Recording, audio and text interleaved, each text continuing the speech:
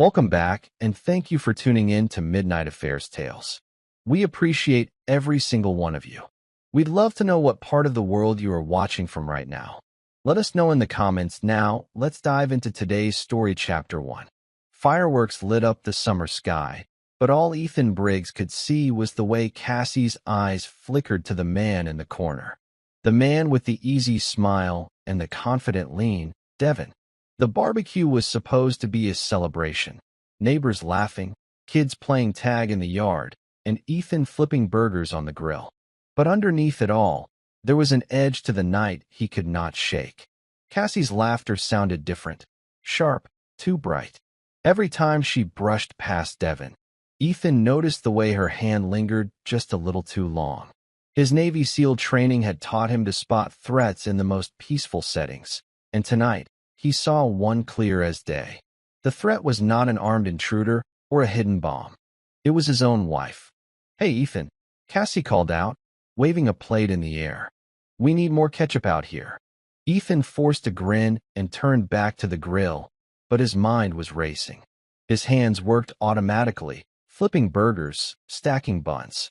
He was trained to stay calm under fire, but this was a battle he never expected, one he never wanted. He watched Caleb, their 6-year-old son, chasing sparklers with the other kids. His laughter was pure, a bright spark in the night. Ethan clenched his jaw. No, he thought. I will not let her destroy this. As the party carried on, Ethan felt the weight of every stolen glance and every hushed word. The American flag hung above the porch, proud and strong, but to Ethan, it felt like a lie tonight. He would not say anything yet, but he would remember. Every glance, every laugh, every touch. Later, as the last of the guests left and Cassie kissed Ethan goodnight, he held her just a little too tightly. "Good night, Cassie," he whispered. She flinched, just barely, but he saw it. The cracks in the American dream were there, and Ethan was ready. He would find the truth, and when he did, he would make her regret it. What was she hiding behind those soft eyes and bright smiles? Don't forget to subscribe and click the bell icon to stay updated with our latest stories. The next morning, Ethan woke early. The sun had not yet reached the windows, but he was already dressed and moving. He could not sleep with that image in his mind, Cassie's hand brushing Devin's arm, lingering in a way that made his skin crawl. He made breakfast for Caleb, pouring syrup over the pancakes just the way his son liked. Cassie came down in her robe, hair still damp from her shower. "Morning," she said, kissing him lightly. Her lips were warm, but he felt nothing but cold. "Morning," he replied. His voice was calm, almost too calm. Inside, his thoughts were a storm. "Ethan, can you take Caleb to the park later? I have some errands to run," Cassie said. She reached out to tuck a strand of hair behind his ear. Her touch was gentle, practiced, like a lie she had rehearsed too well. "Of course," he said. But in his mind, he was already following her steps. Every errand, every excuse, he would track them all. He had spent his life uncovering hidden threats overseas. Now, his own home had become the battlefield. At the park, Ethan watched Caleb climb the jungle gym. His little boy's laughter cut through the tightness in his chest. "Mommy's working?" Caleb asked, swinging his legs back and forth. "Yeah, buddy.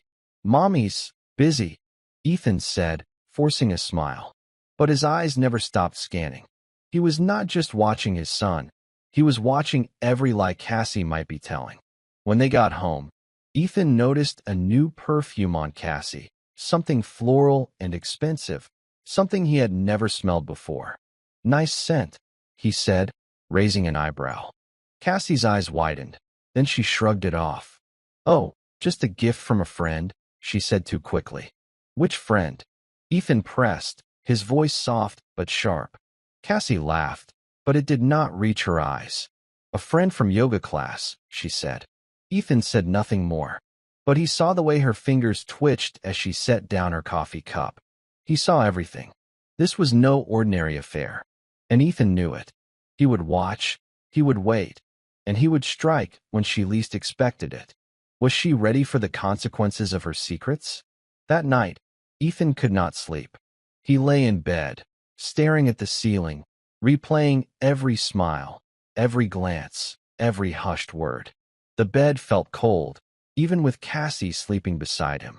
She shifted in her sleep, murmuring softly, "Someone else's name?" He was not sure, but it was enough. At dawn, he got up quietly and went for a run. The cold air bit at his skin, but it cleared his mind. He had faced death in far-off deserts and in the crushing blackness of the ocean. But this betrayal, felt worse than any battlefield wound. When he came back, he found Cassie sitting on the couch, scrolling through her phone.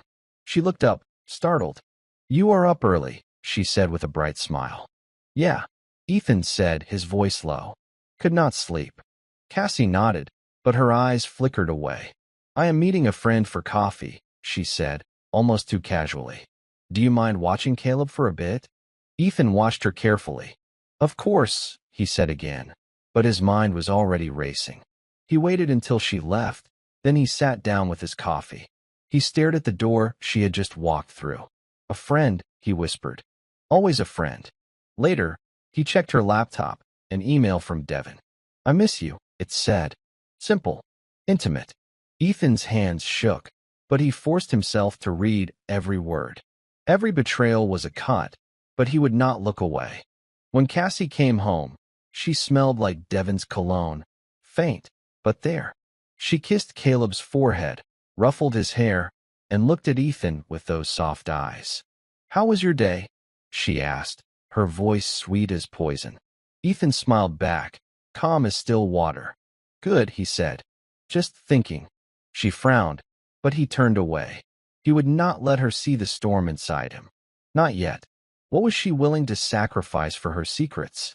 Ethan woke before the alarm, his mind already racing. He moved through the house like a ghost, his footsteps quiet on the wooden floorboards.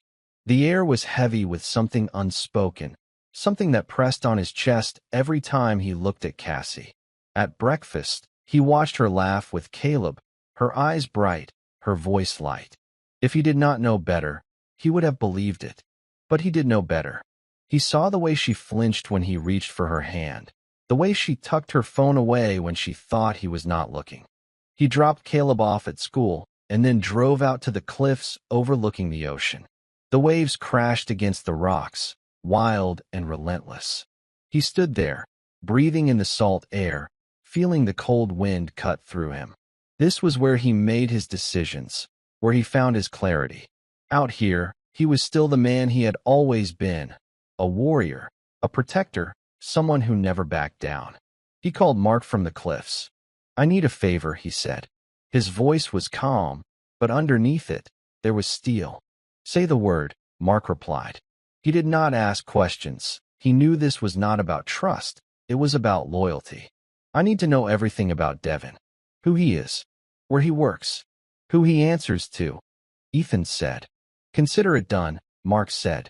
"You are not alone in this, brother." Ethan ended the call and stared out at the endless sea. The horizon was just a thin line, a promise of something beyond the lies and the betrayal. He would get to the truth, no matter how deep he had to dig. When he got home, Cassie was in the kitchen, humming to herself. She turned and smiled at him, her eyes soft. "Long day?" she asked. Ethan nodded, his own smile polite and distant. "You could say that." She moved closer, but he stepped back. "I am going for a run," he said, already pulling on his jacket. Cassie watched him leave, her expression unreadable. Ethan knew she was hiding something, but he also knew this. Whatever she thought she was protecting, he would expose it all. Ethan's run was not about exercise, it was about focus. The steady rhythm of his feet pounding the pavement cleared his mind, narrowed his thoughts to a single point. He could not afford to let anger blind him. He had to be sharp, controlled, ready.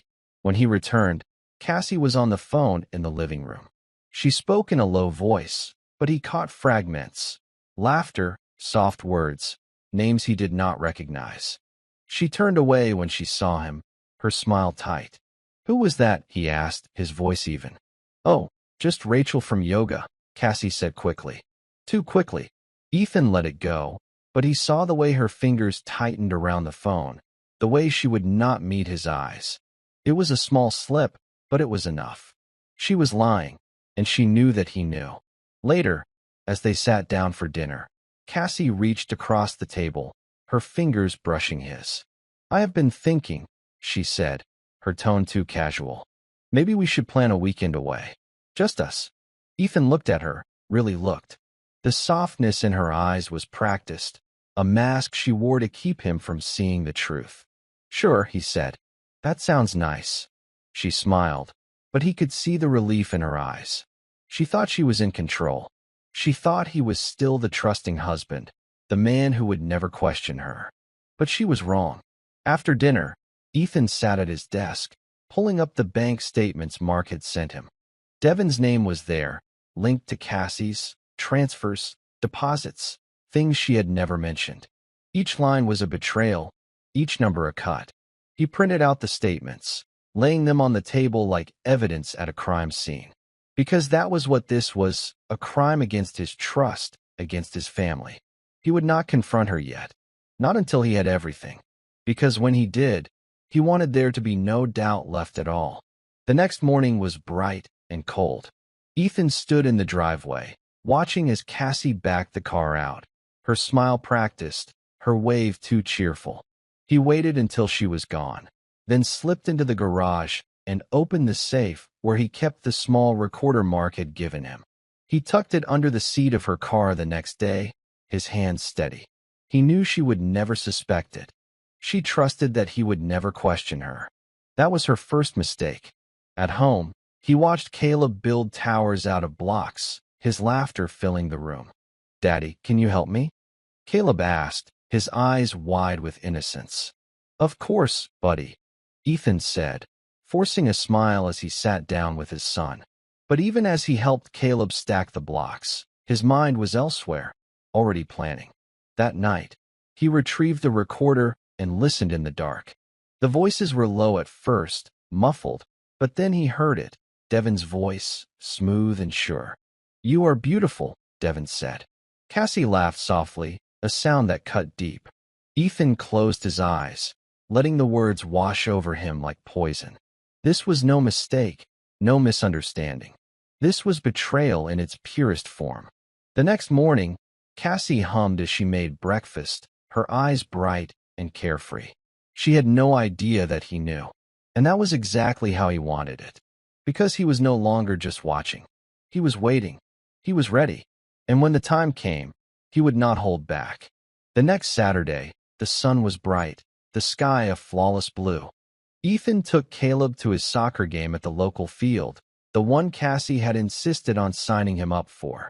Families were scattered across the grass, folding chairs and blankets spread out as children's laughter filled the air. Ethan sat on the bleachers, his eyes scanning the crowd. He saw Cassie a few rows down, her face glowing as she waved to someone. And then he saw him, Devin, wearing a crisp white shirt and aviator sunglasses. Devin was the picture of casual confidence, a stranger in a familiar scene. Cassie caught Devin's eye and her smile was too bright, too personal. She waved him over, her voice soft but clear. Devin, this is Ethan, Caleb's dad. Her tone was light, like this was all perfectly normal. Devin extended a hand, his smile polite. Good to finally meet you, Ethan. Cassie has told me so much about you. His handshake was firm, but there was something in his eyes, an arrogance, a challenge. Ethan met his gaze squarely. Likewise, he said, his voice calm and even. Inside, his mind was already turning. He noted everything. The way Devin's hand lingered on Cassie's back, the small, knowing glances they shared when they thought no one was watching. Caleb ran up, breathless and beaming. Daddy, did you see me score? He shouted, his eyes bright with excitement. I did, buddy. You were amazing, Ethan said, his smile genuine for his son. But his eyes never left Devin, even as he knelt to high-five Caleb. After the game, Devin offered to buy drinks for everyone at the small cafe across the street. Cassie's eyes flickered to Ethan, and he nodded once, though every instinct in him was on edge. Sure, he said. Why not? At the cafe, the conversation was polite on the surface, talk of work, hobbies, the weather. But underneath, it was a dance of silent tensions. Devin talked with easy charm, but Ethan watched every word, every flicker of his eyes. He could feel the betrayal between them like a live wire.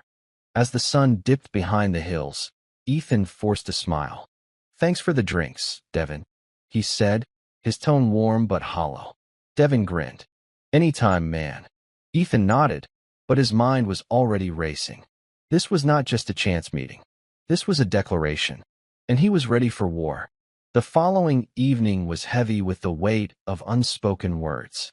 Ethan sat on the porch, the air thick with the scent of barbecue smoke and late summer flowers. Cassie sat beside him, her eyes on the fading light, her expression distant. Caleb had gone to bed early, exhausted from the game, leaving them in a quiet that felt too loud. Ethan studied Cassie's profile, the curve of her cheek, the small frown tugging at her mouth.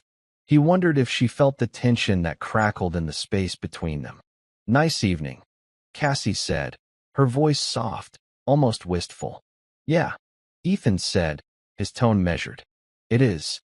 Silence stretched between them, and then Cassie spoke again. Ethan, is everything okay? She asked, her eyes searching his face. Ethan let the question hang in the air, letting it sink in. Everything is fine, he said finally, his voice calm but distant. Just thinking about a lot of things. She nodded, her fingers playing with the edge of her glass. I feel like we are not really talking lately, she said, her voice cracking just a little. Ethan studied her carefully. Maybe we are not, he said. Maybe we have both been busy. She winced at that, and he saw it. The flicker of guilt, the flash of fear. But she said nothing, just turned her gaze back to the horizon, her lips pressed tight. After a long moment, she stood, her movements slow and deliberate. I am going to bed, she said, her voice quiet. Ethan watched her go, the soft click of the screen door behind her a punctuation mark on their fractured silence. He sat there for a long time, the night wrapping around him like a shroud. In that stillness, he made a silent promise to himself. He would not confront her with half-truths or angry words. When the time came, he would have everything, every piece of the puzzle, every lie exposed. And when he did, he would not leave any doubt. The next day, Ethan's resolve hardened. He spent the morning in his study, poring over the notes and bank statements Mark had found. Every transfer, every meeting Cassie thought she had hidden, it was all there in cold black and white.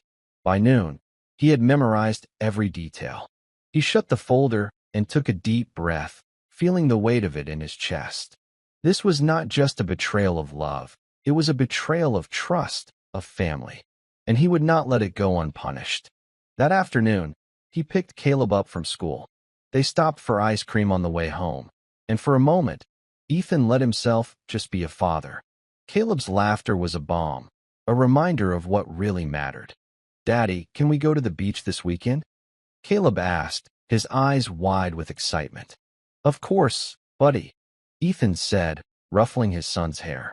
We will go wherever you want. When they got home, Cassie was in the kitchen, humming as she chopped vegetables for dinner. She looked up as they came in, her smile quick and bright. Hey, you too, she said. Hey, Ethan replied, setting down the grocery bags. Smells good. Cassie beamed, but there was a tightness in her eyes, a strain she could not quite hide. Just trying something new, she said lightly.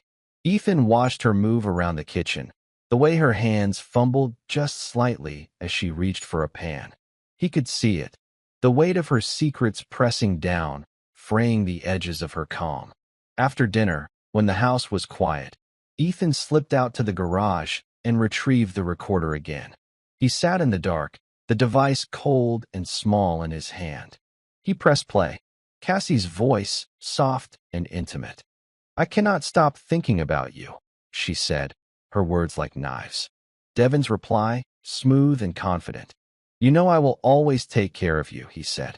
Ethan sat there, the voices filling the room, each word a confirmation of what he already knew. This was not a mistake. This was a choice she had made, again and again. He turned off the recorder and sat in the silence, the weight of it all pressing down on him. He knew what he had to do, and when the time came, he would not hesitate. The night was quiet, but Ethan's mind was not. He sat in the small office he had turned into his war room, the dim lamp casting long shadows on the walls. He had the recorder in front of him, the files Mark had sent him neatly stacked to one side. This was no longer just suspicion. It was a case he was building, piece by piece. He pressed play again, listening to Cassie's voice echo through the room. I cannot wait to see you, she whispered, her words breathy and soft. Devon's laughter followed, smooth and low. Tomorrow, my love, he said. Ethan's jaw tightened. Each word was a betrayal, a stain on the life he had built with her. But he forced himself to listen, to absorb it all. He knew that when the time came to confront her, he would need to have every detail burned into his memory. He turned off the recorder and leaned back in his chair, the leather creaking under his weight. He stared at the ceiling, the silence pressing in on him like a weight. He had spent years fighting battles overseas, but this was the hardest fight of all, because this was his family, his home. When he finally rose from the chair, he moved quietly through the house. Cassie was asleep in their bed, her breathing even and peaceful. Ethan watched her for a long moment, his face unreadable. He wondered if she dreamed of Devon, if she thought of him while she lay in the bed they had shared for so many years. He left the room without a word, his resolve hardening with every step. He would not let her lies destroy him. He would not let her take away the life he had built for Caleb. This was no longer about saving a marriage. It was about saving himself. Morning light filtered through the kitchen window as Ethan poured himself a cup of coffee. He stood at the sink, staring out at the yard where Caleb's soccer ball lay forgotten in the grass. The world outside was calm, but inside, everything felt like it was teetering on the edge.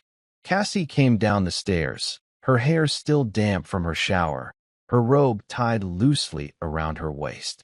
She looked at Ethan with a soft smile.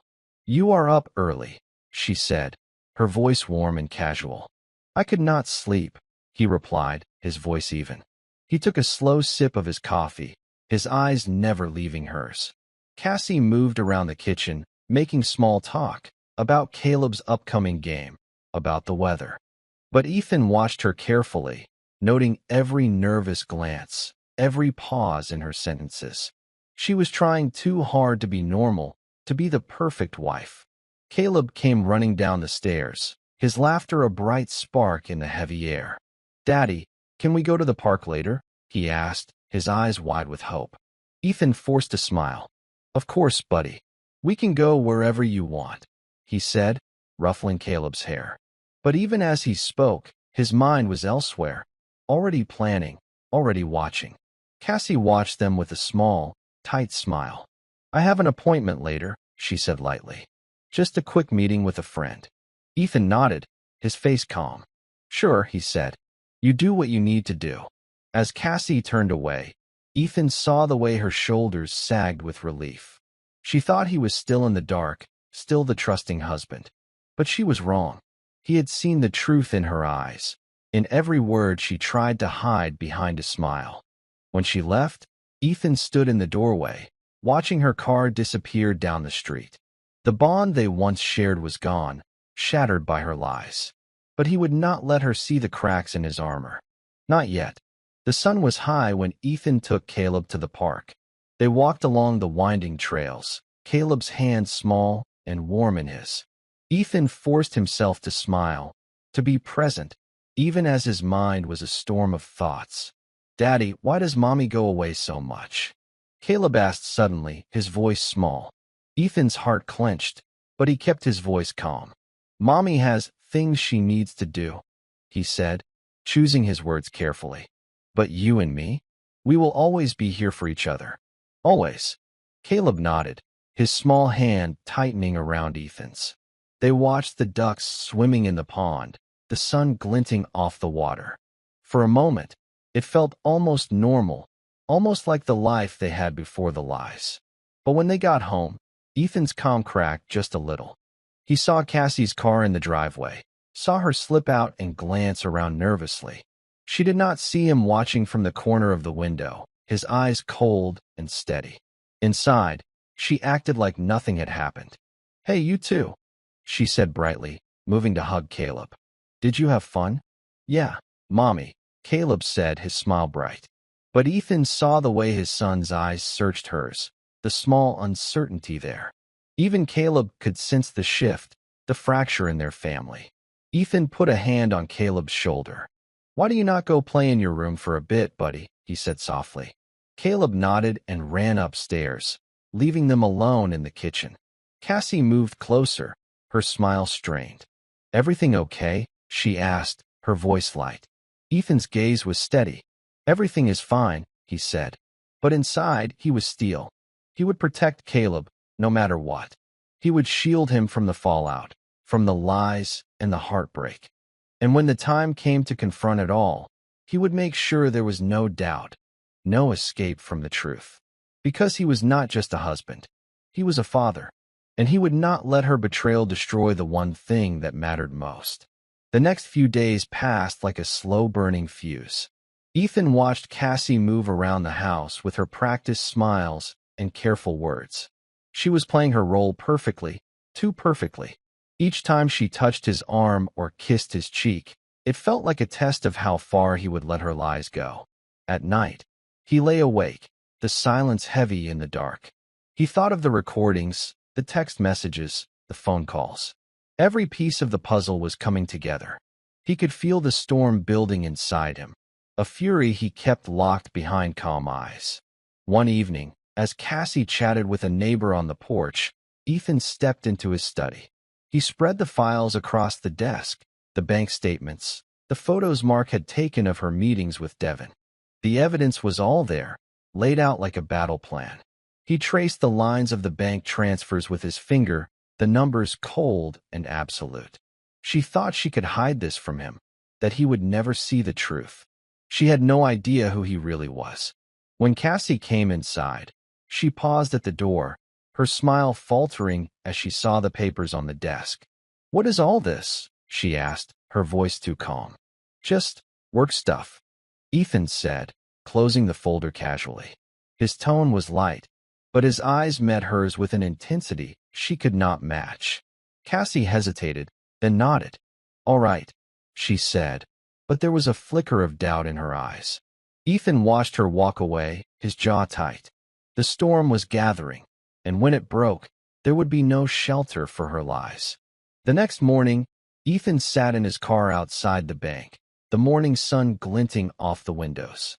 He had an appointment with a friend who owed him a favor, a banker who had worked with him when he was stationed overseas, someone who knew how to keep quiet. He walked in, his posture calm, his face unreadable. The banker met him in a small office, the door closing softly behind them. "Ethan," he said, shaking his hand. "I got your message. What do you need?" "I need everything on this account," Ethan said, sliding the paper across the desk. The account was in Cassie's name, hidden away from their shared finances, a secret she had never intended for him to find. The banker looked at the numbers, then back at Ethan. This is not small money," he said quietly.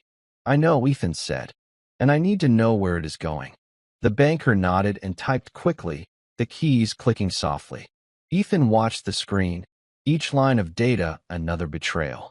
Transfers to Devin's name. Payments to a company Ethan had never heard of, shell corporations, and empty promises. When the banker handed him the printout, Ethan took it with steady hands. "Thank you," he said. His voice was calm, but inside he felt a cold satisfaction. The pieces were all falling into place. He left the bank and sat in his car, the paper in his hand like a weapon. Cassie's secrets were no longer safe, and he would make sure she saw just how much he knew. At home, Cassie was in the kitchen, her back to him as she stirred a pot on the stove. She turned, smiling, but Ethan's eyes were like ice. "Everything all right?" she asked. Perfect, he said, his tone even. She would never see it coming, because she thought he was still the man she had once known. But he was not. Not anymore. That evening, the air was heavy with heat and the scent of jasmine from the garden. Ethan sat on the porch, a glass of whiskey in his hand. He watched the sun sink behind the trees, the sky turning gold and crimson. Cassie joined him, a soft smile on her lips. It is a beautiful night, she said, her voice gentle. It is, Ethan agreed, his tone steady. He took a sip of his drink, the burn of it grounding him. He had all the evidence he needed, every lie laid bare. But he was not ready to end it yet. He needed to be sure, completely sure. Cassie leaned against the railing, her eyes on the darkening sky. You have been so quiet lately, she said. Is everything okay? Ethan looked at her, his gaze calm. I am just thinking, he said. About us. About everything. She reached for his hand, her touch soft and careful. I know I have been busy, she said. But I love you, Ethan.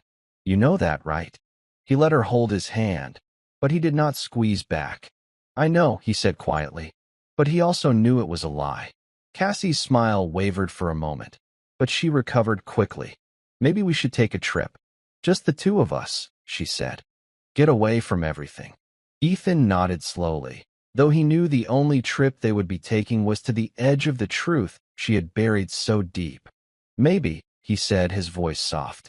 As she went inside to check on Caleb, Ethan sat back in his chair, the weight of everything pressing down on him. He would not confront her tonight, but soon. He would let her have this last moment of pretending, because when he finally exposed her lies, he wanted her to feel it, every single betrayal, every secret she thought she had hidden. And when that moment came, there would be no going back. The next morning, Ethan's phone buzzed with a message from Mark. Meet me at the docks, it read. No questions, no explanations, just the coordinates, a lifeline in the storm. Ethan parked near the quiet water, the sun low and cold on the horizon. Mark was already there, leaning against a rusted railing, his face half in shadow. The salty air smelled of oil and tide, a familiar comfort from a life they had both known. Mark, Ethan said, his voice steady as he approached. Mark looked up, his eyes sharp. You got what you needed? He asked. I did, Ethan replied, holding up the folder of documents, the transfers, the recordings, the proof of Cassie's betrayal. It is all here. Mark took the folder and flipped through it, his brow furrowing. She really did this, he said, his voice low. Ethan nodded, the words like steel in his chest. She did, and Devin is deeper in it than I thought.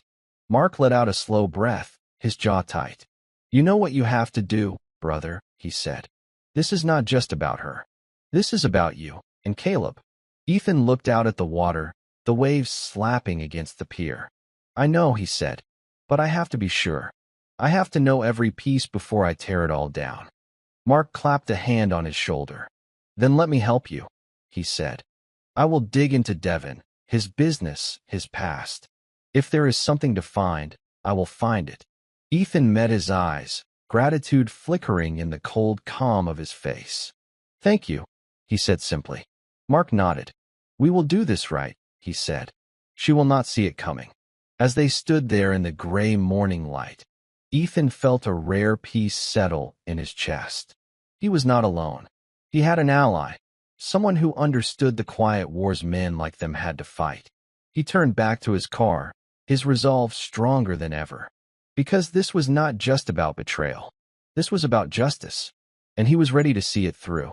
That evening, Ethan came home to find Caleb sitting on the living room floor, his small hands clutching his favorite action figure.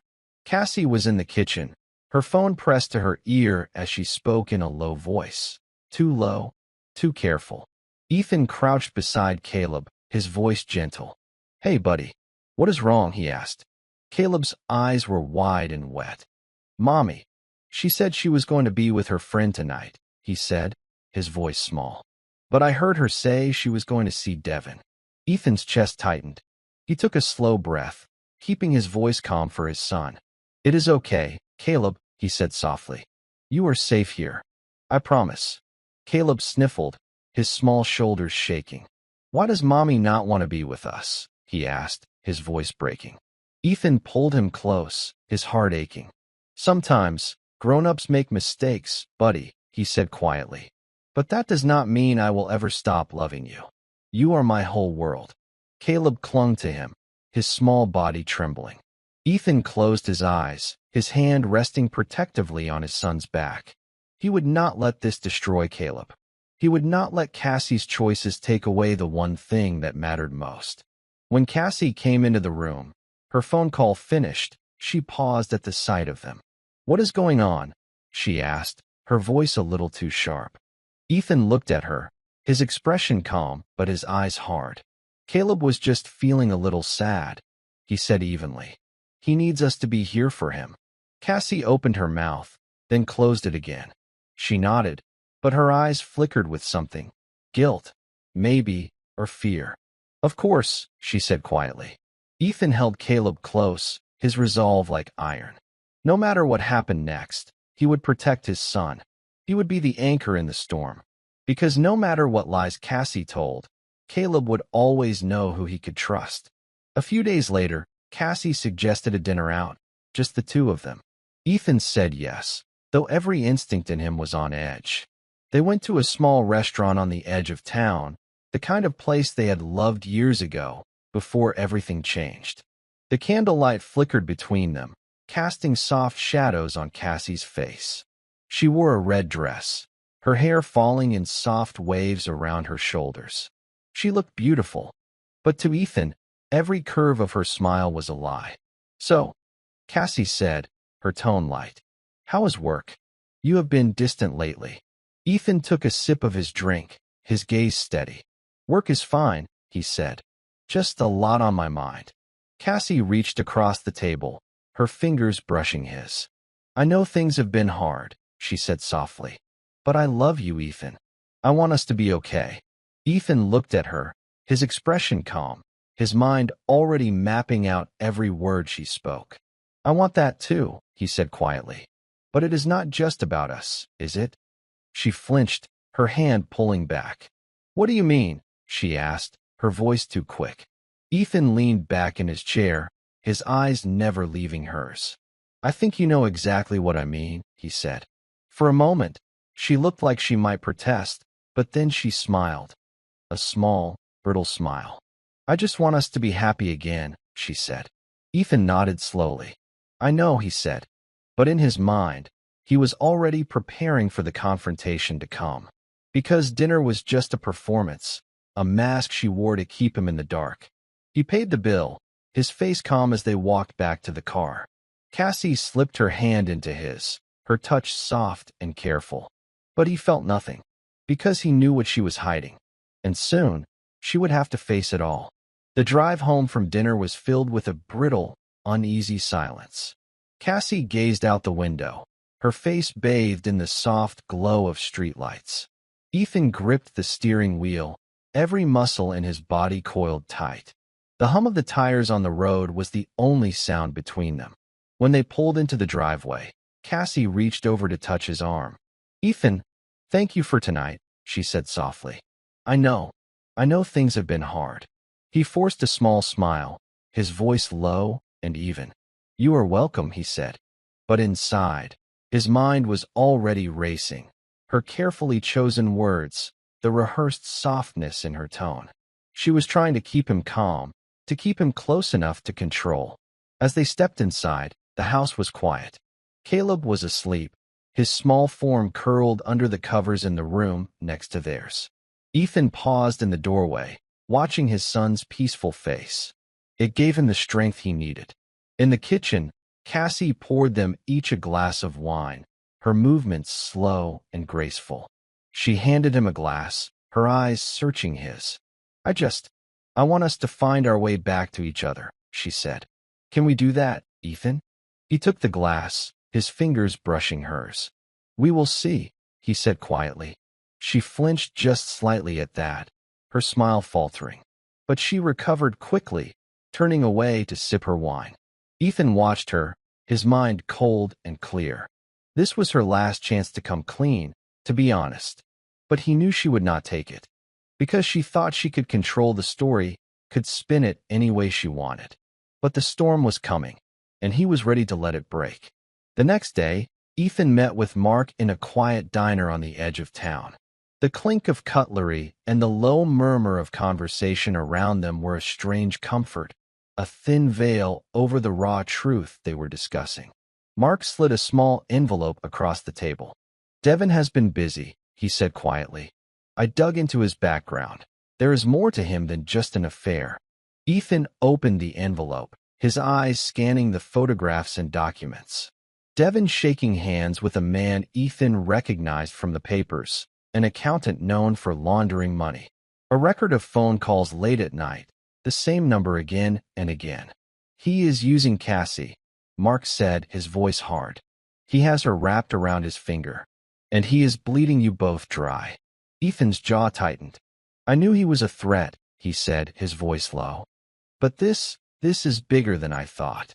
Mark leaned forward, his expression serious.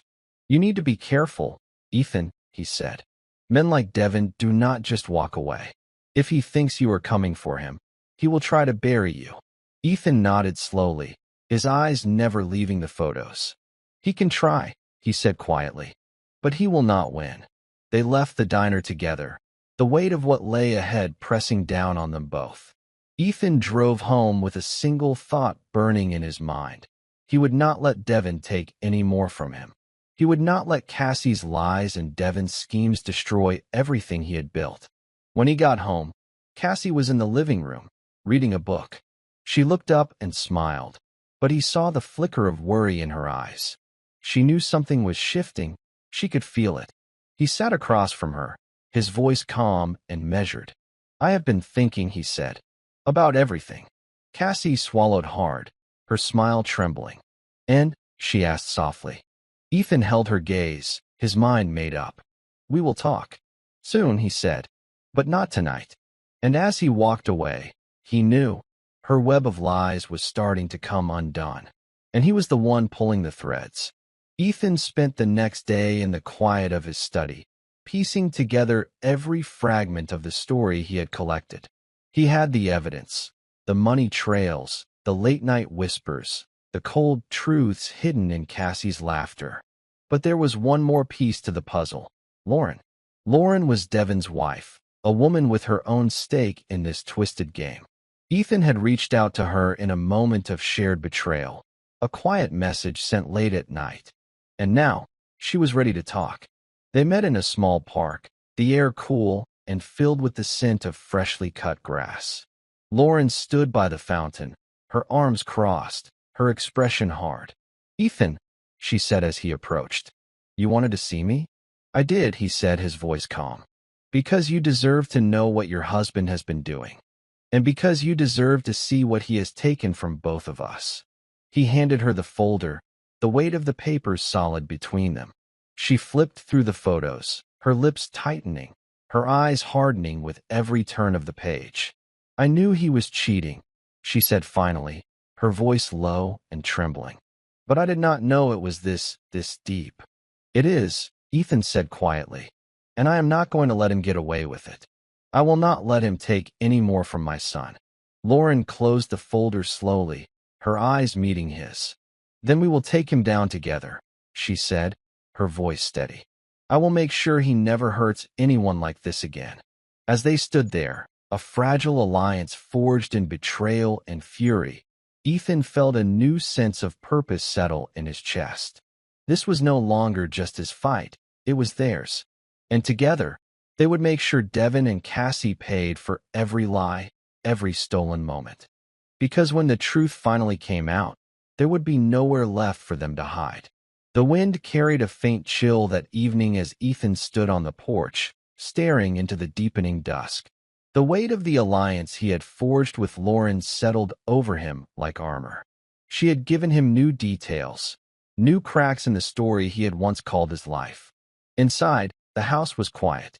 Cassie was in the kitchen, her back to him, humming softly as she prepared dinner. The soft click of knives, and the low murmur of music on the radio could almost make it seem like nothing had changed. But everything had changed. Ethan walked in, his boots heavy on the worn wooden floors. "Dinner smells good," he said, his voice calm, measured. Cassie turned, her smile bright but brittle. "I thought we could have a nice night," she said softly. "Just us."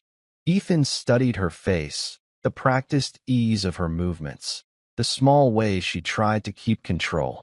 "Just us," he echoed, his tone even. "Like old times." She nodded, relief flickering in her eyes. "Yes, like old times," she said, turning back to the stove. He watched her carefully, every small gesture like a puzzle piece slotting into place. He saw the new necklace around her neck, delicate and expensive, something he had never seen before. "Nice necklace," he said, his voice mild. Cassie's hand froze for just a moment before she continued stirring. "Oh, just something I found on sale," she said quickly. Ethan said nothing, but he noted the small catch in her voice, the way her fingers trembled. She was not as careful as she thought. They ate dinner in near silence, the sound of forks against plates like a clock ticking down. Afterward, Cassie reached for his hand across the table. "Ethan, I know things have been hard," she said, her voice soft and coaxing. "But I want us to be okay. I really do." Ethan met her eyes, his expression unreadable. "Do you?" he asked quietly. Cassie swallowed, her smile faltering. "Of course I do," she said, but the words tasted false, hollow in the space between them. He rose from the table, his chair scraping softly against the floor. "We will see," he said. His voice was calm, but inside, the storm was raging. Because he knew the truth now. Cassie had not just betrayed him.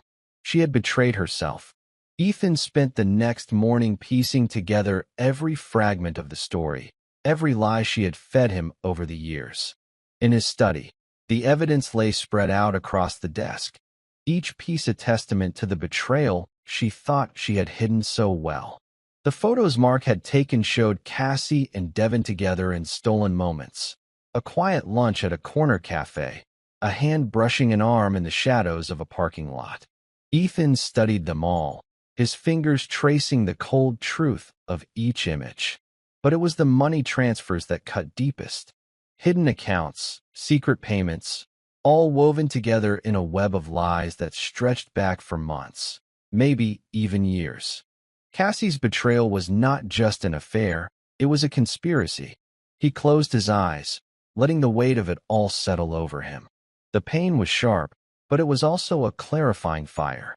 He saw everything now, every small betrayal, every moment she had chosen someone else over their family. When the door opened and Cassie peeked in, her smile was too bright, too easy. "Hey," she said softly. "You have been in here all morning." "Just thinking," he said, his voice calm. He turned to face her, his eyes steady and cool.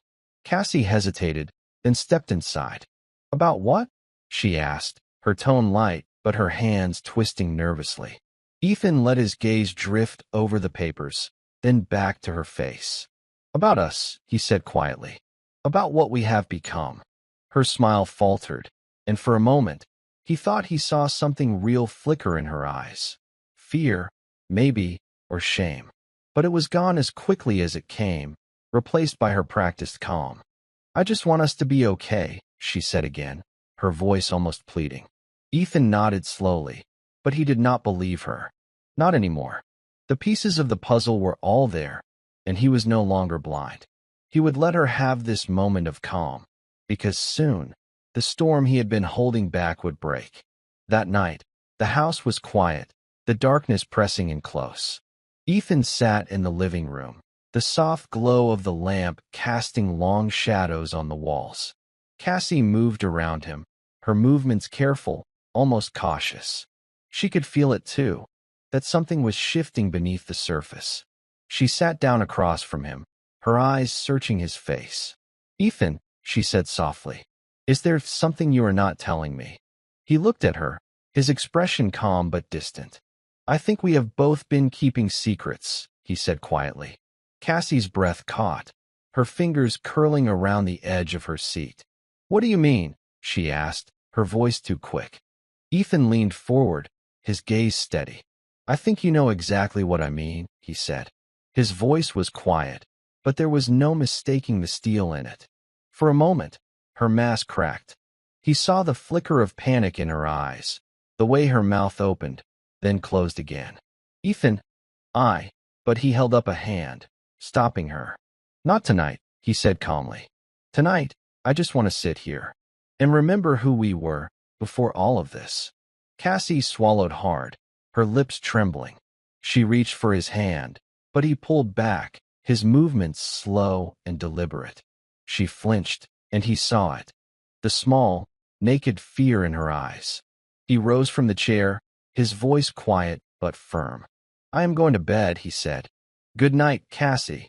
She watched him go, her face pale in the lamplight. For a moment, she looked like a stranger in her own home. Ethan walked down the hallway, his steps steady. He felt the weight of the truth in every breath, every heartbeat. The mask she had worn for so long was slipping, and soon there would be nothing left to hide behind. Because he had seen the truth, and there was no going back. The morning after their tense exchange, Ethan woke early. The sun had barely risen, casting long, pale fingers of light through the blinds. He sat on the edge of the bed, watching Cassie's sleeping form, her face turned away from him. She looked peaceful, but he knew it was a lie. That peace was just another mask. He rose quietly, moving through the house like a shadow. In the kitchen, he poured himself a cup of coffee, the bitter scent grounding him in the quiet of the early hours. The house was still, the only sound the soft hum of the refrigerator and the slow, even rhythm of his own breathing. As he sipped his coffee, he thought of the evidence he had gathered, the photos, the bank statements, the whispered conversations captured on tape. Each one was a nail in the coffin of the life he had once believed in. Each one was a step closer to the truth. Cassie came down the stairs, her robe wrapped tight around her. "Morning," she said, her voice too bright, too normal. "Morning," Ethan said, his tone calm and unreadable. She moved closer, hesitating as she reached for a cup. "I was thinking, maybe we could spend the day together," she said. "Just us. Like old times." Ethan watched her carefully, his eyes steady. "Sure," he said softly. "Like old times." But even as he spoke, he felt the distance between them, a chasm of secrets and lies she would never bridge. Cassie smiled, relief flickering across her face. But it was the relief of someone who thought they were safe, not someone who was truly innocent. They spent the morning together, the air between them charged with unspoken truths. Ethan was calm, his every word and gesture deliberate. He watched her closely, noting the way she flinched when he looked at her too long, the way her smile slipped when she thought he might say too much. By the end of the day, the illusion she had built was starting to crack, and Ethan knew it was only a matter of time before it shattered completely. The next day dawned cold and gray, the clouds hanging low over the small town like a warning. Ethan met Mark at a quiet diner again, the smell of coffee and bacon filling the air. Mark's expression was serious, his eyes dark with the weight of what he was about to say. "I found something," Mark said, sliding a small flash drive across the table. "Devin has been playing more than one game." Ethan took the drive, his fingers closing around it like a lifeline. "What is it?" he asked quietly. "Devin has been blackmailing Cassie," Mark said, his voice low. "He has something on her, something from before you even met. She tried to break it off, but he threatened to expose her if she did." Ethan felt a cold weight settle in his chest. "What does he have?" he asked, his voice a quiet growl. Mark shook his head. "I do not know exactly, but it is enough that she stayed with him, enough that she kept lying to you." Ethan sat back in his chair, the pieces of the puzzle shifting in his mind. It was not just about the affair. It was about survival, about secrets Cassie had buried so deep she would do anything to keep them hidden. Mark leaned forward, his voice urgent. "Ethan, this changes everything," he said. "You need to be careful. Devin is dangerous. And if he feels cornered, he will lash out. Ethan nodded slowly, his face set. I am not afraid of him, he said. I just need to know everything, every single piece. As he drove home, his mind raced. Cassie's betrayal was more than he had imagined. It was not just her lies. It was the way she had twisted herself into Devon's schemes, the way she had let her secrets swallow their life whole. When he stepped through the door, Cassie was in the living room, her eyes bright with forced cheer. Hi, honey, she said. How was your day? Ethan looked at her, his voice calm and steady. We need to talk, he said. And for the first time, he saw the mask she wore crack completely. Ethan led her to the small study, the room that had become his war room. He closed the door behind them, the soft click of the latch sounding final in the quiet. Cassie stood in the middle of the room, her hands twisting in front of her, her eyes darting from the papers on the desk to the cold calm in Ethan's face. What is going on, Ethan? She asked, her voice shaking. He took a step closer, his gaze steady. I know about Devon, he said quietly. I know about the money. And I know about the lies. Cassie flinched, her mouth opening and closing like she was trying to find the right words. I can explain. He held up a hand, stopping her. Do not lie to me again, Cassie, he said, his voice low and even. I need to hear the truth. All of it. She looked at him, her eyes wide and scared. Ethan, he has something on me, she said finally, her voice breaking. Something from before we met. If I did not stay with him, if I did not keep quiet, he said he would ruin everything. Ethan felt his chest tighten. What does he have? He asked quietly. Cassie swallowed hard, tears filling her eyes. It was a mistake I made, something I thought I had left behind, she said. He found out, and he used it to control me. I never wanted this, Ethan. I swear. He stared at her, his mind a whirlwind of anger and cold resolve. Why did you not tell me? He asked. Because I was afraid, she said, her voice small. Afraid of losing everything. Afraid of losing you and Caleb. Ethan let out a slow breath, his hands closing into fists at his sides. You already have, he said quietly. Cassie sobbed, her shoulders shaking. But Ethan did not move to comfort her. Because the truth was out now, and there was no going back. And in the quiet that followed, he felt the final pieces of his plan falling into place.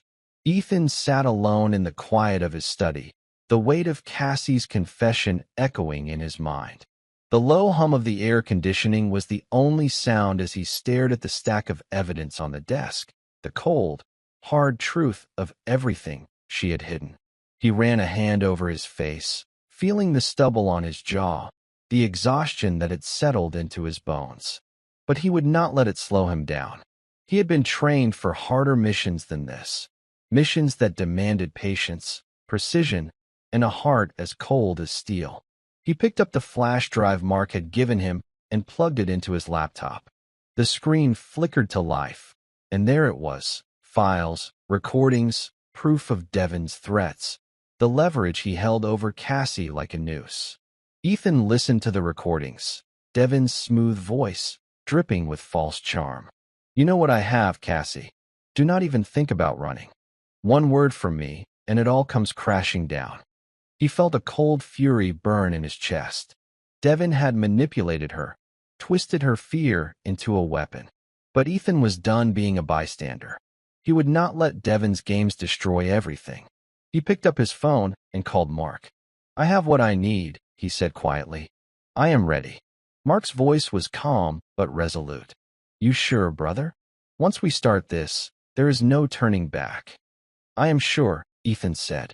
This is not just about me anymore. It is about Caleb, and I will not let this end without justice. As he ended the call, he felt a calm settle over him, a clarity that cut through the pain and the betrayal. The mission was clear now: protect his son, reclaim his life, and make them both pay. He stood, feeling the weight of his decision settle on his shoulders like an old friend. This was not just a betrayal, it was a battle, and he was ready to fight. The next morning dawned bright and cold, the air sharp and clear as Ethan walked Caleb to the bus stop. He knelt down beside his son, adjusting the straps of his backpack, his fingers gentle but firm. "Listen to me, buddy," Ethan said quietly. "No matter what happens, you remember this. You are safe. I will always be here for you." Caleb's eyes were wide and innocent, his small hands gripping the straps. "Are you okay, Daddy?" he asked softly. Ethan forced a small smile. "I am okay," he said. "We are going to be okay." As the bus pulled up, he watched Caleb climb aboard, his heart heavy but resolute. He would not let this darkness touch his son. He would keep him safe, no matter what it took. When he got home, Cassie was waiting in the kitchen, her face pale and drawn. "Ethan, we need to talk," she said, her voice trembling. Ethan's jaw tightened. "About what?" he asked, his tone calm but cold. She swallowed hard. "Devin called me this morning," she said. "He knows you are looking into him. He said he would hurt Caleb if we do not stop." For a moment, everything in Ethan went still. The air felt like it had been sucked out of the room, leaving only the cold, hard edges of fear. But then he took a breath, steady and controlled. "He will not touch Caleb," he said quietly. Cassie's eyes filled with tears. "Ethan, please, he is dangerous. He will not stop." Ethan stepped closer, his voice low and unwavering. "I will not stop either," he said. "He will not get near Caleb. I promise you that." Cassie shook her head, her hands trembling. "I did not want any of this," she whispered.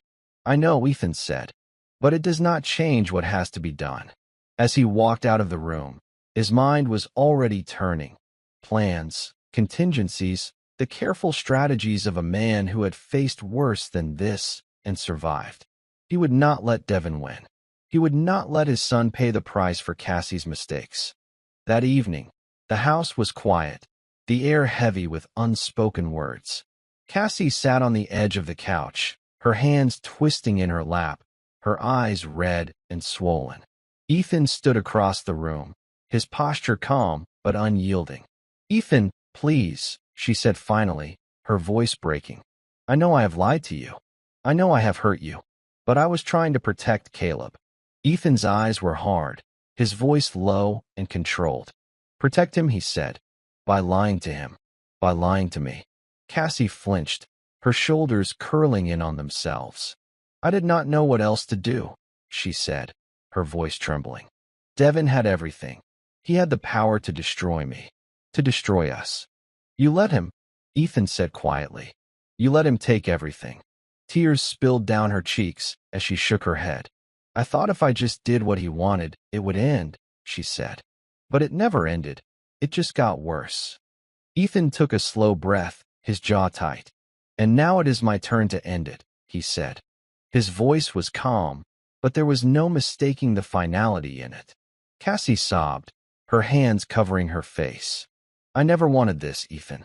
I never wanted to lose you or Caleb." Ethan stepped closer, his eyes cold but clear. "You already did," he said quietly. She looked up at him, her eyes wide with a desperate kind of hope. "Can we fix this?" she whispered. "Please, can we fix this?" He paused, the weight of everything pressing down on him. "I do not know," he said finally. "But I know one thing. I will protect Caleb. No matter what." Cassie nodded, her shoulders shaking with silent sobs. Ethan turned and walked away, his steps slow but certain, because he was done waiting. The time for second chances was over, and the time for action had come. Ethan could not shake the weight of Cassie's desperate words as he sat alone in the quiet of the night. The darkness pressed in close, broken only by the faint glow of the moon through the window. He turned the flash drive over in his hands, feeling the cold plastic bite into his palm. He knew that everything Cassie had said was meant to protect herself, but it was too late for excuses. He had spent years living by one simple code: trust is earned, and she had spent months shattering it. He poured himself a glass of bourbon, the amber liquid catching the moonlight. Each sip was a slow burn, a quiet promise to himself that he would not let her lies cloud his judgment. Cassie came into the room, her footsteps hesitant. "Ethan," she began, her voice trembling. Please, you have to understand. I was terrified. He looked at her, his eyes steady and calm. I understand fear, he said quietly. I have lived in it. I have fought it. But I do not let it define me. And I will not let it define our son's life, either. Cassie's breath caught, her eyes filling with tears. I never meant for it to get this far, she whispered. I thought I could control it. But Devin, Ethan cut her off with a small shake of his head. Devin is a predator, he said, his voice like cold steel. But you let him in. You let him take what was ours. She sobbed, her shoulders shaking as she covered her face. Ethan watched her, his jaw tight, his mind clear. This ends now, he said quietly. No more lies. No more secrets. Cassie lowered her hands, her eyes red and swollen. What are you going to do? She asked in a small voice. Ethan's expression was calm, resolute. I am going to end this, he said. And when I do, you will have to decide what side you are really on. He walked past her, each step measured and deliberate. There was no more room for doubt. The line had been drawn, and he would not waver. The next day, Ethan met Lauren in a quiet corner of a city cafe. The clink of coffee cups and low murmurs of conversation surrounded them like a shield, but their eyes were locked on each other. Lauren's gaze was sharp, her jaw set. I spoke to my lawyer, she said. We can freeze Devin's assets, but we have to move fast. Once he knows we are coming for him, he will try to vanish. Ethan nodded, his expression calm.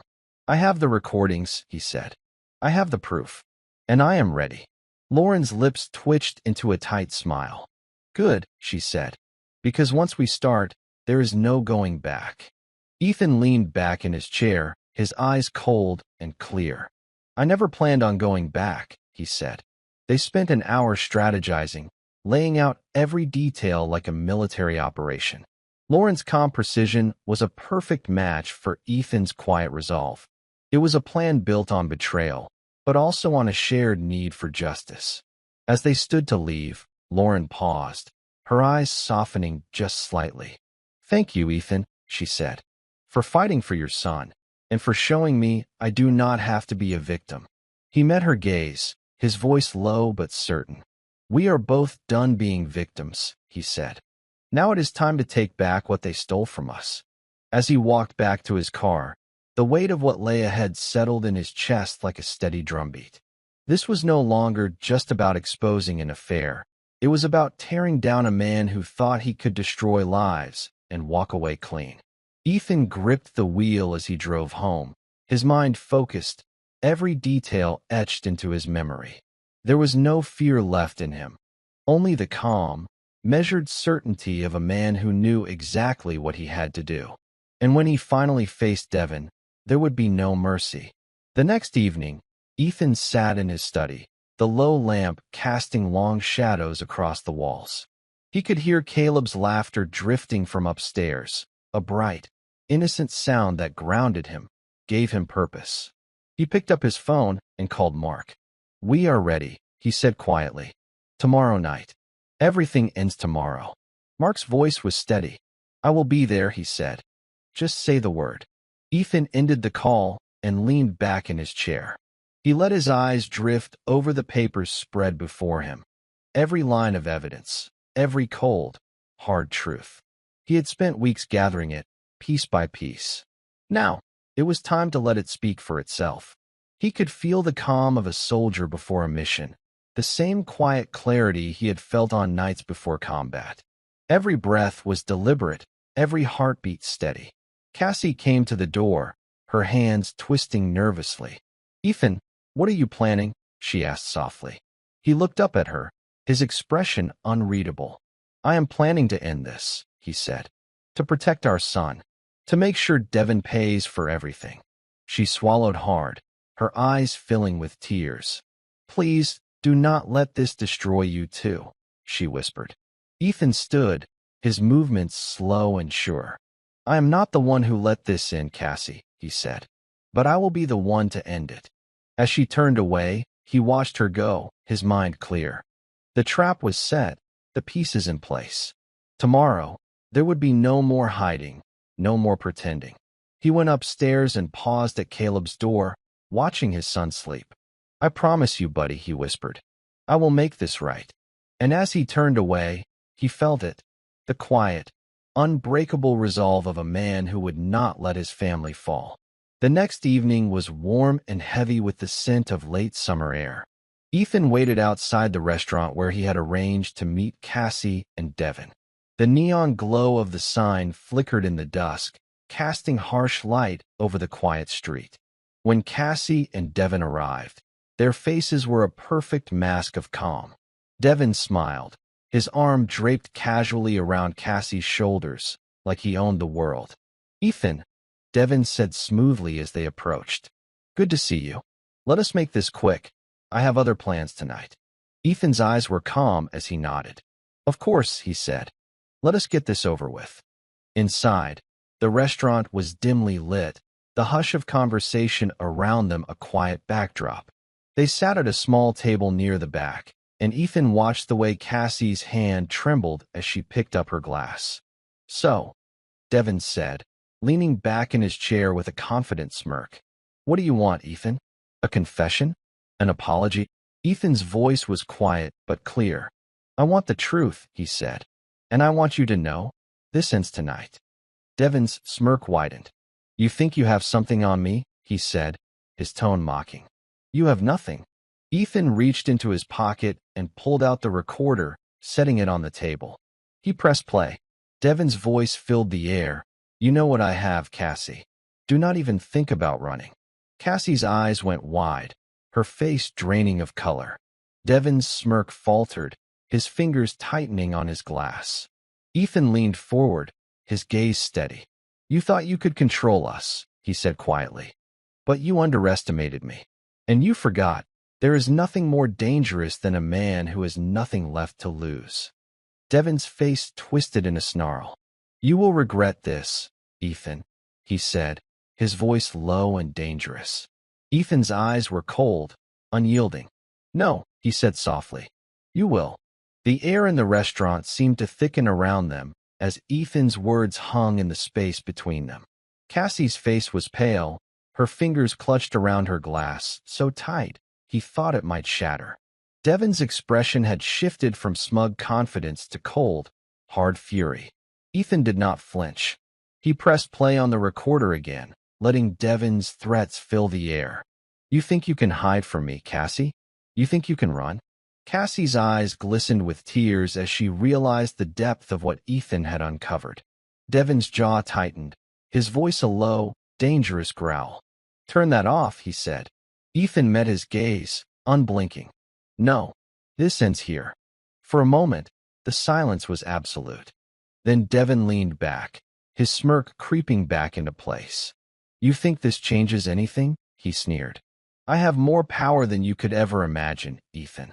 And if you think I will let you destroy me, you are a fool." Ethan's voice was quiet but firm.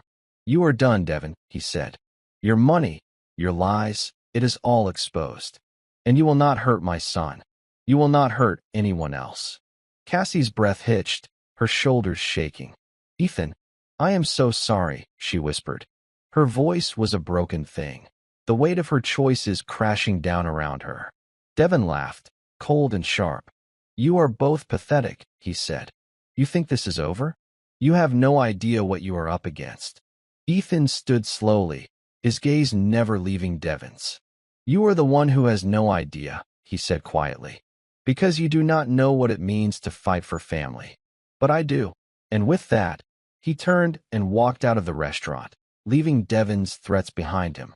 Cassie hesitated, then followed, her eyes filled with tears. The truth was out now, and there was no turning back. The drive home was silent.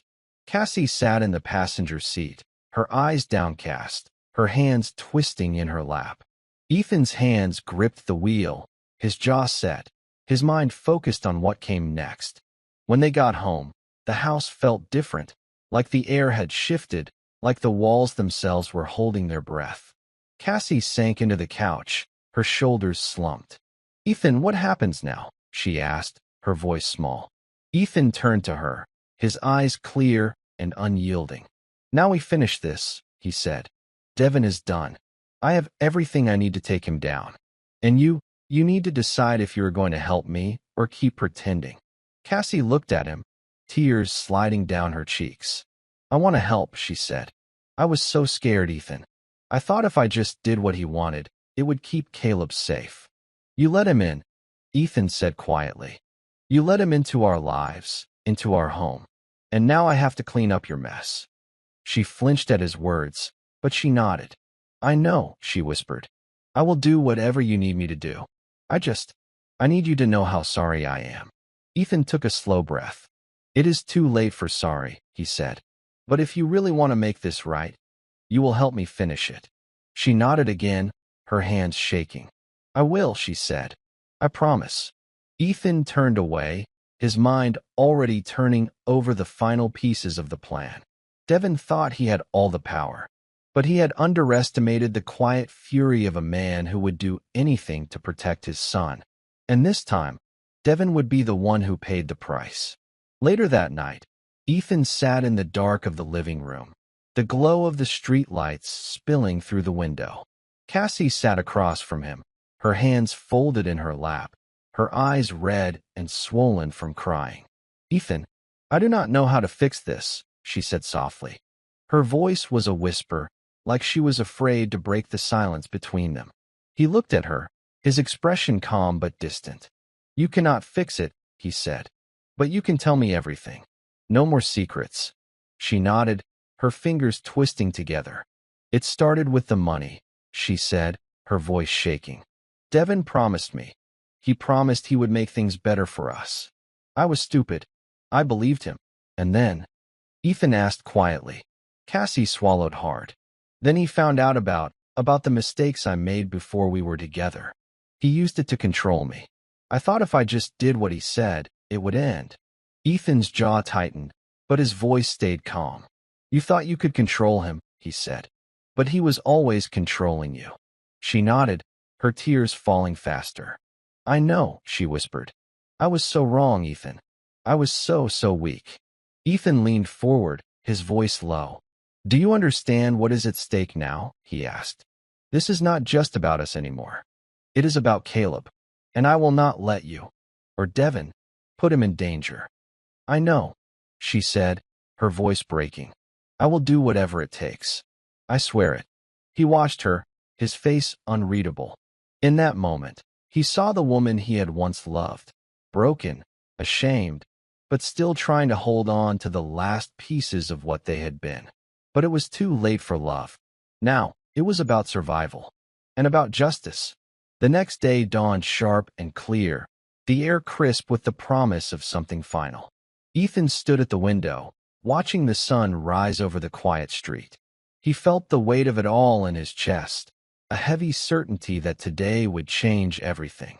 He turned as Cassie stepped into the room, her face pale but set. Are you ready? She asked quietly. Ethan nodded. I have been ready, he said. This ends today.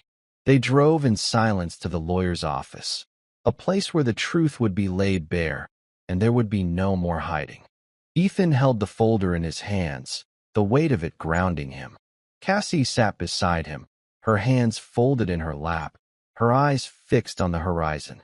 When they arrived, Lauren was waiting, her expression calm but resolute. Everything is in place, she said as they stepped inside. Once we present this, Devin will have nowhere left to run. Ethan nodded, his jaw tight. Then let us finish this, he said. The meeting room was cold and sterile, the walls lined with books and quiet authority. Devin was already there, his eyes glittering with smug defiance. This is a waste of time, he said as they walked in. You think you can scare me with your little threats? Ethan's voice was calm, every word deliberate. This is not a threat, he said. It is the truth, and it is the end for you. Devin's smirk faltered as Lauren laid out the evidence. Every transfer, every secret, every cold fact of his betrayal. Cassie sat silent, her head bowed, her hands shaking. Ethan watched Devin's face pale, the arrogance draining away as the truth closed in around him. And in that moment, Ethan felt no anger, only a quiet, final satisfaction. because this was justice, and it was his to deliver. As the meeting room fell into a tense silence, Devin's face went red, his jaw working as he tried to form words. But the papers Lauren had laid out in front of him left no room for denial. Every transfer, every meeting, every threat, it was all there, and he could see the walls closing in around him. Cassie sat stiffly in her chair, her hands folded tightly in her lap. She did not dare meet Ethan's gaze, but he saw the tears glistening in her eyes. She had known this day was coming, but the weight of it was crushing her all the same. Devin's smirk finally slipped, replaced by a cold, hard anger. "You think you can ruin me?" he said, his voice a low growl. "You think you can just walk away from this?" Ethan leaned back in his chair, his expression calm and steady. "I am not the one who ruined anything," he said quietly. "You did that all by yourself." Devin's fist clenched, his knuckles white. "You are going to regret this, Ethan," he snarled. "You have no idea who you are dealing with." Ethan's voice was calm but firm. "I know exactly who I am dealing with," he said. "A man who thought he could control everything. A man who forgot that there are some things you can never take, like a father's promise to his son." Lauren's voice cut through the tense silence. "You are finished, Devin," she said, her tone icy. "The court will see this for what it is, and so will everyone else." Devin's shoulders slumped, his fury giving way to the reality of what lay ahead. Ethan watched him closely, feeling a quiet satisfaction in the way the man's bravado crumbled. As they left the meeting room, Cassie paused in the doorway, her voice a shaky whisper. "Ethan, I am so sorry." He looked at her, his gaze steady but distant. "Sorry will not change what happened," he said, "but maybe it can change what comes next." The morning after the confrontation was clear and cold. Ethan woke early, the weight of what he had done pressing heavy on his chest, but also lifting something that had been there for far too long. He sat at the kitchen table, the divorce papers spread out in front of him. The final act in a story that had begun with trust and ended with betrayal. His pen hovered over the line for his signature, and for a moment, he closed his eyes. Cassie entered the kitchen, her steps slow and hesitant. She paused when she saw the papers, her breath catching. "Ethan, is this really what you want?" she asked softly. He looked up at her, his expression calm but resolute. "It is what has to happen," he said. It is done, Cassie." Tears welled in her eyes, but she did not try to argue. She knew the truth as well as he did. There was no fixing what had been broken. She sank into the chair across from him, her fingers twisting in her lap. "I never meant for it to end like this," she whispered. "I know," Ethan said, "but it did. And now, we have to think about Caleb. He deserves better than this."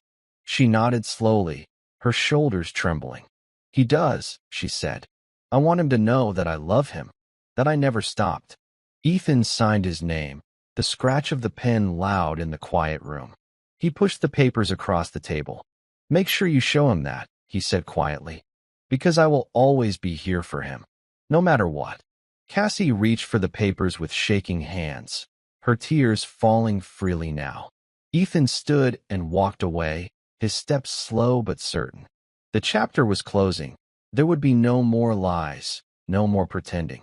Outside, the sun rose over the quiet street, casting long shadows that stretched away from the house. Ethan felt them at his back, but he kept moving forward. Because some endings are not about loss. They are about finding your way back to what really matters.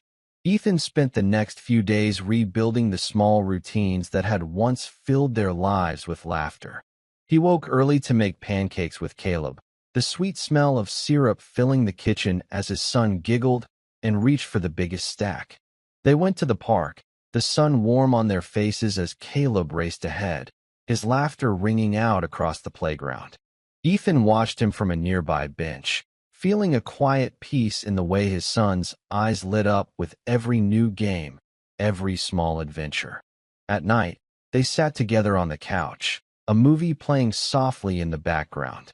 Caleb leaned against his father's side, his small hand resting on Ethan's arm.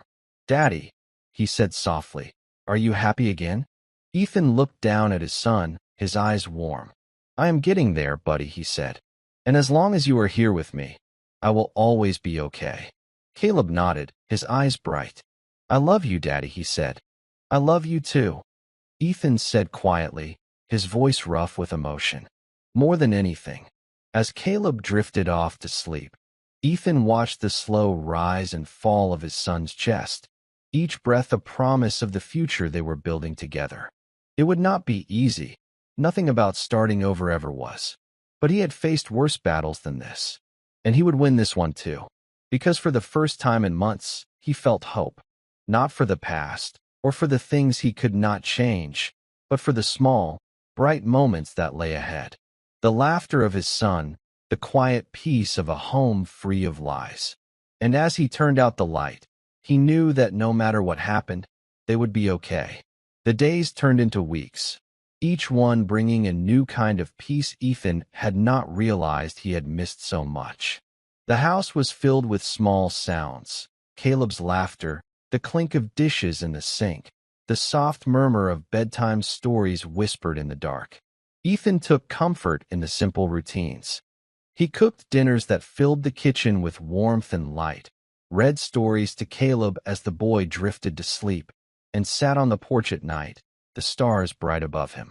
One evening, Mark came by, his easy grin a welcome sight. How are you holding up? He asked as they stood on the porch, the quiet night wrapped around them like a blanket. Ethan nodded slowly, his hands resting on the wooden railing. I am getting there, he said. It is not easy, but it is worth it. Mark clapped him on the shoulder. You did the right thing, brother, he said. Not just for you. For Caleb too. Ethan smiled faintly, his eyes soft. Yeah, he said quietly. For him. Always for him. As Mark left, Ethan turned back to the house, the warm light spilling through the windows. Inside, Caleb was playing with his toys, his laughter echoing through the small rooms. And for the first time in a long time, Ethan felt like the house was a home again. Later, as he tucked Caleb into bed, he leaned down and kissed his son's forehead. Sleep tight, buddy, he said softly. I will always be here. Caleb smiled sleepily, his eyes fluttering closed. I know, Daddy, he mumbled. I know. And in that quiet moment, Ethan felt the wounds inside him begin to heal. Not because the pain was gone, but because he had finally chosen to stop letting it define him. One cool afternoon, Ethan stood in the yard, raking up the last of the autumn leaves. The air was crisp, the sky a soft wash of gold as the sun dipped low. He felt a quiet calm in the simple work, each motion steady and deliberate. A small piece of control in a world that had spun out of his hands too many times. As he gathered the last pile, a car pulled up at the curb. He straightened, his eyes narrowing as he watched the door open. Lauren stepped out, her expression wary but determined. She crossed the yard, her steps quick but careful, her eyes never leaving his. Ethan, she said quietly, can we talk? He set the rake aside, wiping his hands on his jeans. Of course, he said, his voice calm but guarded. They sat on the porch, the low creak of the old boards under them a familiar sound. Lauren took a deep breath, her hands folded tightly in her lap. I wanted to say thank you, she said, for what you did, for helping me see the truth. Ethan nodded slowly. You did not need me to see it, Lauren, he said. You were already there. I just gave you the chance to face it. She looked down, her fingers twisting together. I know, she said softly, but it means something to know I was not alone in this. He was quiet for a moment, the breeze cool against his face. What are you going to do now? He asked. Lauren looked up, her eyes clear. I am going to start over, she said. For me. For my kids. I will not let Devon's shadow touch us anymore. Ethan's lips twitched in a small, tired smile. Good, he said. You deserve better. She reached out, her fingers brushing his hand. So do you, Ethan, she said. So do you. And as she walked away, he felt the quiet strength of her words settle in his chest like a promise, one he would keep, for himself and for Caleb. That night, Ethan sat in Caleb's room, the soft glow of the nightlight painting gentle shadows on the walls. Caleb lay curled up in bed, his small form peaceful, his breathing even and deep. Ethan watched him, his heart swelling with love and a fierce protectiveness that would never fade.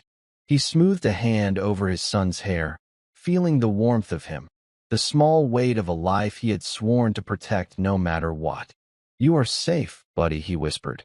"I promise you, you will always be safe." Caleb stirred, his eyes opening just enough to see his father. "I love you, Daddy," he murmured, his voice thick with sleep. "I love you too," Ethan said, his voice low and steady. "Always." As he left the room, he paused in the hallway, the quiet of the house settling around him like a balm. For the first time in months, there were no whispers of betrayal in the shadows, no threats lurking behind every smile. Just the soft, steady heartbeat of a home he had reclaimed. In the kitchen, he poured himself a cup of tea, the steam rising in gentle curls. He sat at the table, his mind turning over the small, stubborn pieces of hope that had begun to grow in the cracks left by Cassie's lies. He knew the road ahead would not be easy. Healing never was. But he was done letting the past define him, done letting other people's choices dictate his future. He looked around the quiet house, feeling the echoes of the life he had fought to protect. And in that moment, he made himself another promise, one as unbreakable as the one he had made to Caleb. No more lies, no more shadows, only the quiet strength of a man who had faced the worst and chosen to stand anyway. The first signs of winter crept in, a soft frost dusting the edges of the yard as Ethan watched Caleb run through the grass, his laughter bright and sharp in the crisp morning air. The sky was wide and blue above them, the cold biting at Ethan's skin but never touching the warmth he felt in his chest. He had taken leave from work to focus on Caleb, to build something new from the ashes of what had been. They spent their days exploring the small joys of the season, hot cocoa in the evenings, long walks through the quiet woods, games of tag that left them breathless with laughter. Cassie still called sometimes, her voice quiet and unsure. She asked about Caleb, about how he was doing, about the small things she had missed. Ethan answered her questions honestly, but without warmth. The trust between them was gone, but he would not keep her from her son. Caleb deserved better than that. One evening, as they sat together on the couch, Caleb turned to him, his eyes wide and curious. "Daddy," he said softly, "are we okay now?" Ethan looked at him, his heart twisting at the simple question. He reached out, cupping his son's small face in his hand. "We are okay, buddy," he said. "We are more than okay. We are strong, and we have each other." Caleb smiled, a small, sleepy grin that lit up his whole face.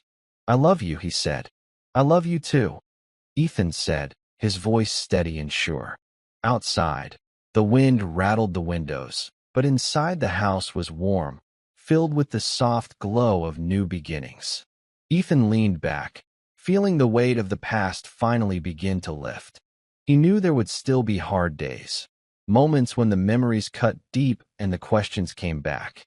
But he also knew that no matter what lay ahead, he would never face it alone.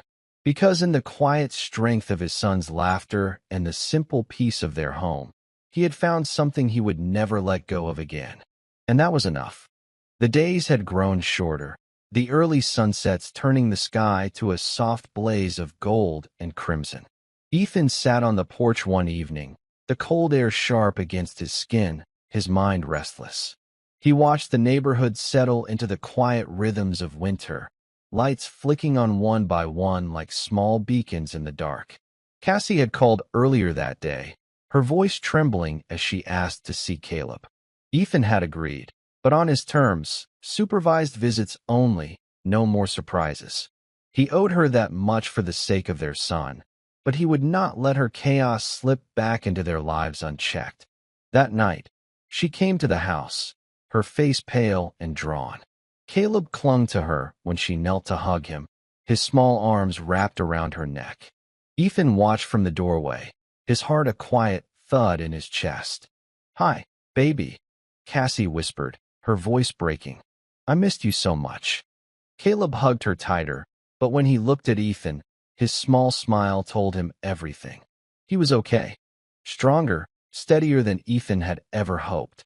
Cassie stood slowly, her eyes meeting Ethan's. "Thank you," she said softly, "for letting me see him." Ethan's face was calm. "He is our son," he said simply.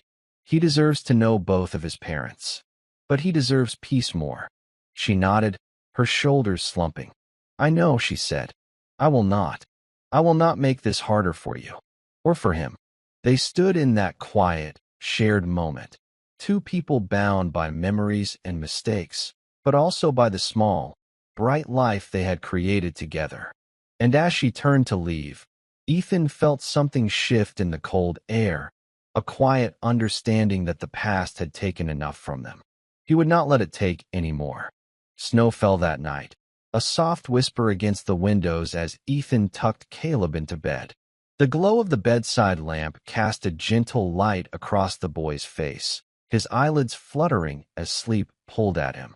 "Daddy," Caleb mumbled, his voice thick with dreams. "Will Mommy be okay?" Ethan paused, his hand resting on Caleb's small shoulder. "She will find her way," he said quietly.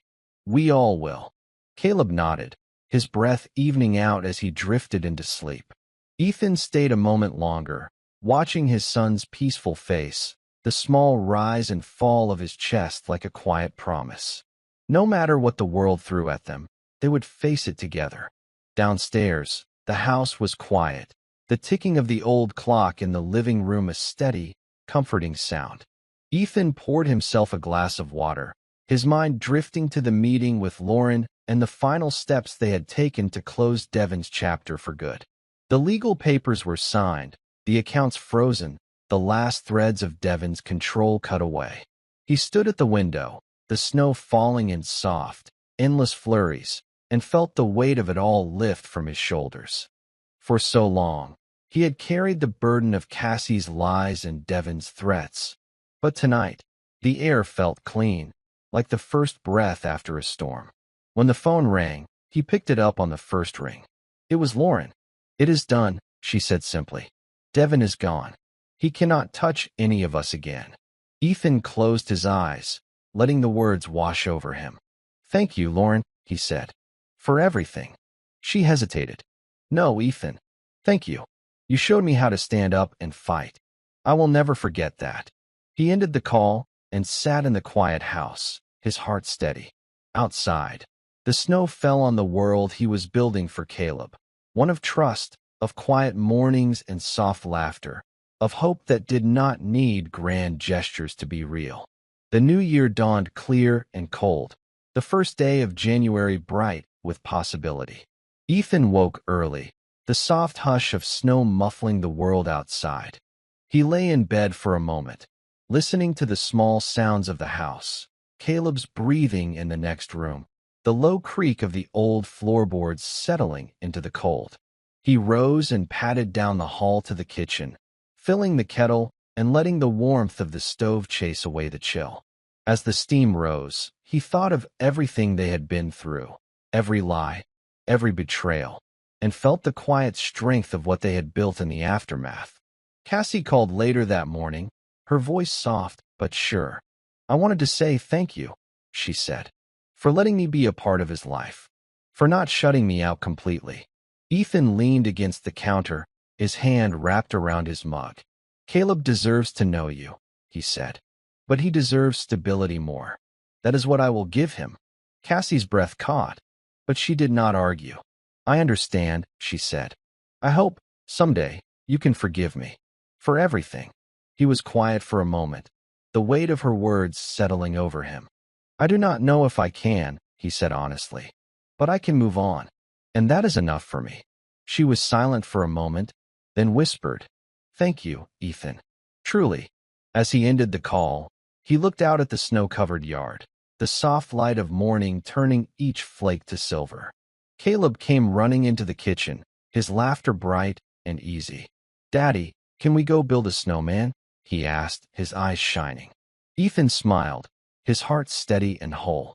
"Of course, buddy," he said. "Let us go make something new." And together, they stepped into the cold morning light, ready to shape their own story, one built on trust, on laughter, and on the quiet promise that no matter what, they would always have each other. The winter sun rose slow and soft over Ethan's quiet street, painting the snow-covered rooftops with warm gold light. In the kitchen, he stood at the stove, flipping pancakes as Caleb chattered beside him about snow forts and sledding.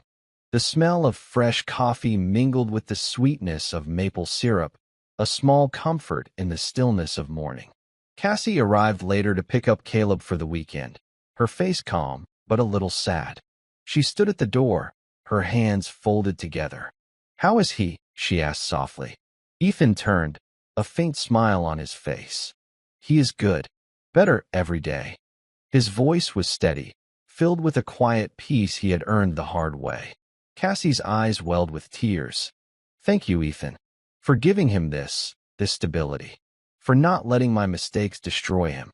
Ethan nodded, his gaze soft but unwavering. "That is what he deserves, and it is what I promised him." She reached out, her fingers brushing his arm. "I hope someday we can be friends. For him. Maybe someday," Ethan said quietly. "For now, let us focus on giving him the love he needs. That is enough." Caleb ran out, his small backpack slung over his shoulders. "Bye, Daddy. I will be back soon, okay?" Ethan crouched down, pulling his son into a warm hug. "Have fun, buddy," he said, his voice full of love. "I will be right here when you get back." As Cassie drove away, Ethan stood in the doorway, watching until they were out of sight. He took a deep breath, feeling the cold air fill his lungs. The past was behind him. The weight of lies and betrayal finally set down. Inside, the house was quiet but warm. The laughter of a child still echoed in the walls, a reminder of everything he had fought for. And in that soft winter light, Ethan knew he was ready for whatever came next. The days began to stretch longer, the first hints of spring peeking through the last of winter's snow.